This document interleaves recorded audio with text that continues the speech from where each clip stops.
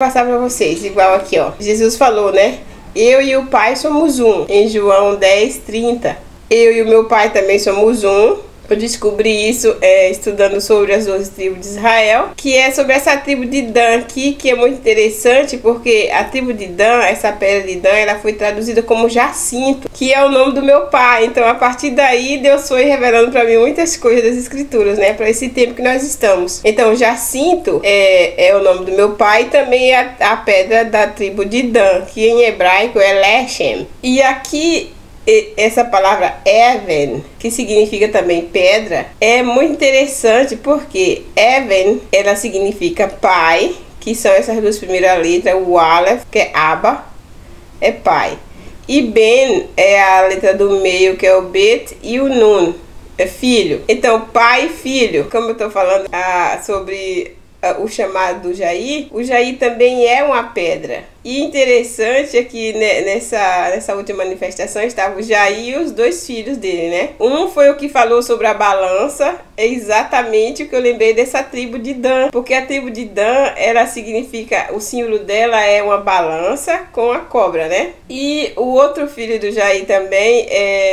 o Jair falou que ele foi o cérebro, a espinha. E muito interessante isso, eu vou mostrar para vocês. O que falou da balança no caso foi o Flávio, que é o filho do Jair, o Flávio. Ele falou da balança do Brasil, que está desbalanceada, né, está em desequilíbrio. E o Jair falou sobre o filho dele, né, o Carlos, que foi o espinha, e ele também falou sobre a cartinha, ele lembrou bem, fizeram a cartinha da democracia, porque se tiver com essa cartinha tentando tirar o Jair, né, para colocar quem? O outro lá, né? Então, aqui ó, Dan, ele é filhote de leão que pula de Bazã, isso tá em Deuteronômio 33:22. Essa tribo de Dan, ela anda sempre em paralelo com a tribo de Judá. Porque quando Israel levantava acampamento ou ia para batalha, a tribo de Judá ia na frente, ia na linha de frente, e a tribo de Dan ia sempre na retaguarda. Lembra disso, não esquece, tá bom? Tava ele e o Flávio e o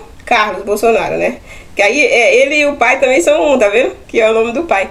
Jacó, ele trabalhou bastante para casar com a Raquel, né? E acabou que primeiro ele teve que casar com a Leia. E a Leia era parideira, teve 4 filhos. E a Raquel até não tinha nenhum ainda. Então o que Raquel fez? Raquel deu a concubina dela para o marido dela. E o marido dela, Jacó, teve o primeiro filho com a Bila, que era a concubina da Raquel. E esse filho, ele passou a ser o quê? O 5º filho de Jacó, que recebeu o nome de quem? De Dan.